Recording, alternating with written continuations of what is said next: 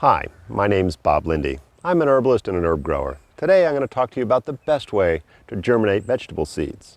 That can actually be a difficult question because certainly the best way is probably the way the commercials grower do it, but most of us don't have greenhouses and long rows of potting trays that we can utilize on a regular basis, nor do we have the crew around to take care of it, the grow lights, or the automatic watering system that most vegetable commercial operations have. So what's going to be best for you really will depend on what you have available, both time-wise and space-wise.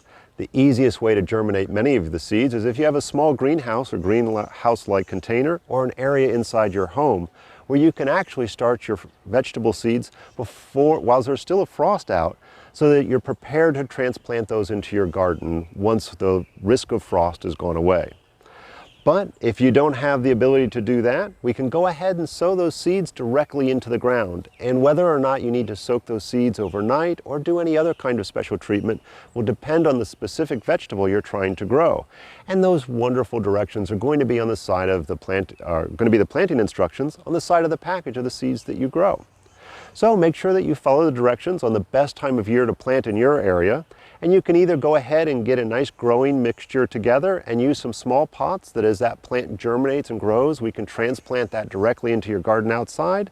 You can even put a few seeds into a larger pot and use those inside your home. Or the easiest way, and the way I personally prefer, is to go ahead and sow my seeds directly into the garden.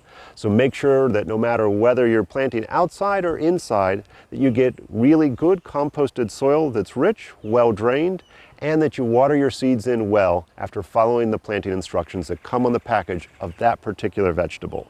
So I'm going to go ahead and show you how I like to go ahead and prepare my beans, and I'm going to go on the assumption that I'm going to do mine inside. I'm going to get a good potting mixture. I'm going to use some composted soil that I have, add a little bit of peat moss and a little bit of the perlite to give it some better drainage. I'm going to go ahead and pack my little seed containers, some little growing pots, plant one seed per container.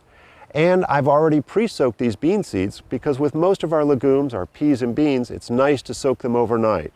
So I'll go ahead and get those sprouted. As soon as I get those first full permanent leaves up, I'm going to transplant those directly into my garden. And I already have a trellis set up in my garden so that they can grow up and provide some good nitrogen fixing properties as well as some yummy beans for me in the future.